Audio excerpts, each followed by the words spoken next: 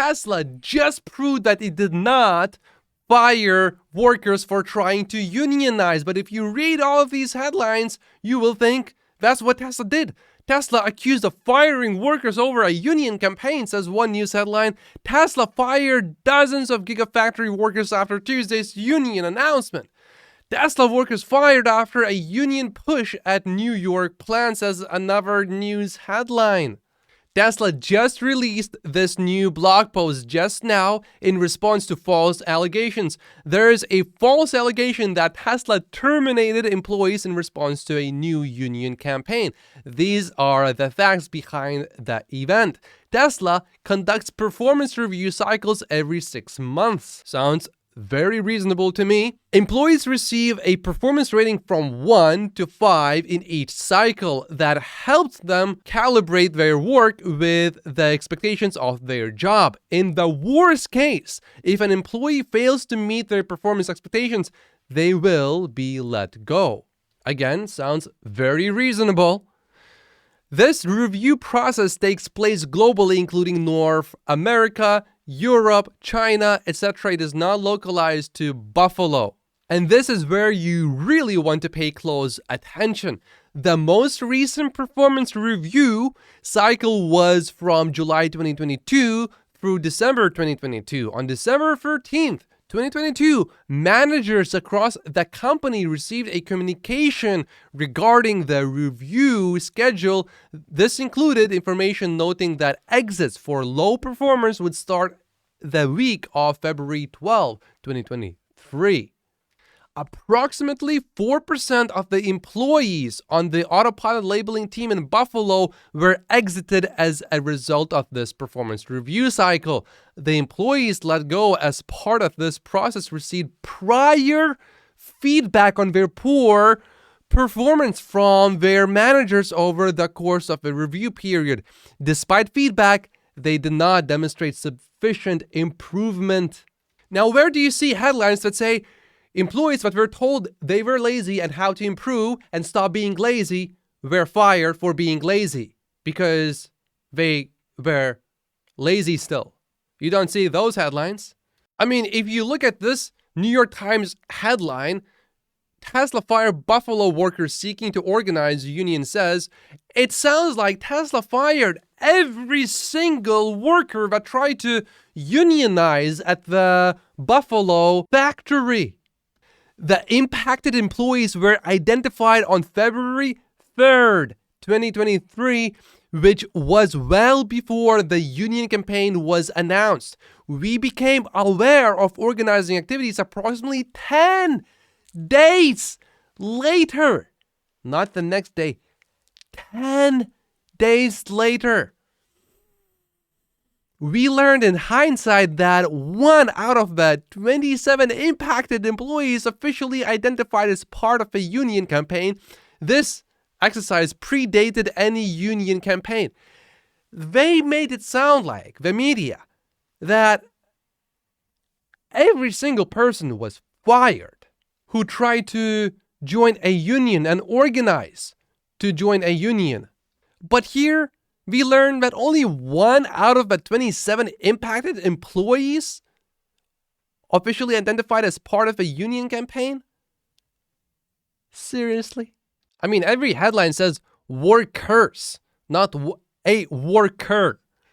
The labeling team in Buffalo, New York has been growing over the last several months at an average rate of around 10 employees a week. Over the last 6 months, the department's employee base has grown 54% from 437 employees to 675 employees as of the beginning of this week. The reason there is time monitoring for image labeling is to improve the ease of use of our labeling software. Since its purpose is to calculate how long it takes to label an image, there is nothing to be gained by delaying bathroom breaks. The claim that Tesla pressures employees to do so is categorically false. Our employees in Buffalo are core to our mission of accelerating the world's transition to sustainable energy, helping to build supercharged solar roof and power electronics for many applications. Also, check this article out from December 21st. of last year, Tesla to implement a hiring freeze and a new round of layoffs. Tesla has communicated to some employees that it is stopping hiring for now. On top of the hiring freeze, Tesla also said that teams will be expected to make layoffs during the first quarter of 2023.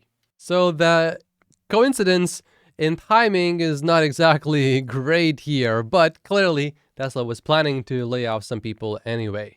Also, UAWinvestigation.com points out that there have been dozens of auto plants represented by the UAW that have closed over the years, putting the livelihood of thousands of employees in jeopardy.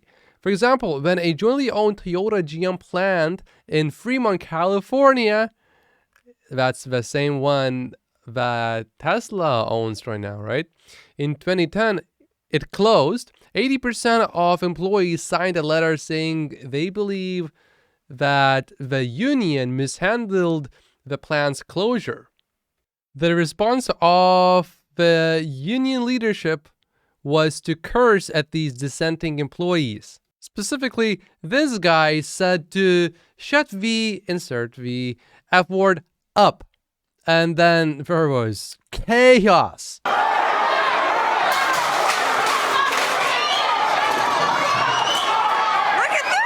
Do they seem to be happy in a union?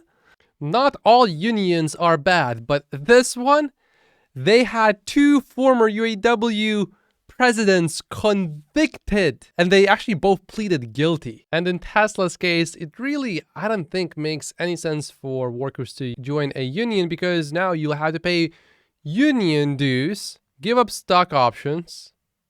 Tesla's safety record is twice as good than when the plant was under UAW, the one in Fremont, and everyone already gets healthcare. And you won't believe what Gordon Johnson today said about the recall that Tesla issued. They have done a number of over-the-air updates. Why will one more in 60 days all of a sudden do that trick? Is common sense not applicable here? Gordon is saying that it would be better to not update vehicles over the air. To not improve them, basically, is what he is saying. Tesla does not want to do that. I know Gordon wants Tesla stock to go down long term, but yeah, Tesla is not going to just stop improving vehicles. Here's a list of things that NHTSA wants Tesla to improve and work on. I mean, these are things that Tesla has already been working on improving, so why would you tell them to work on those? And Electrek also agrees with that as well. All the issues described in the defect notice are things that Tesla has obviously already been working on. Now, the fix for the recall is to improve on those issues.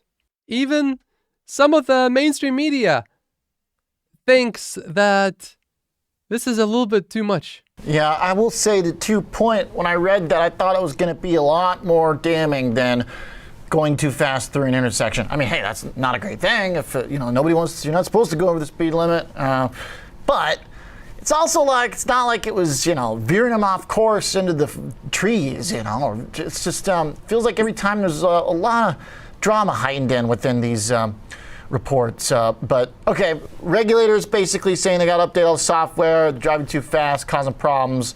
Still, means that there's always going to be this kind of back and forth as the self-driving slowly takes over. It is not often that the media actually makes sense, but he actually just did. And this is the Tesla stock buying opportunity explained by Elon Musk. My name is Matt Posius. Like and subscribe if you haven't yet, and I will see you in the next video. Thank you so much for watching.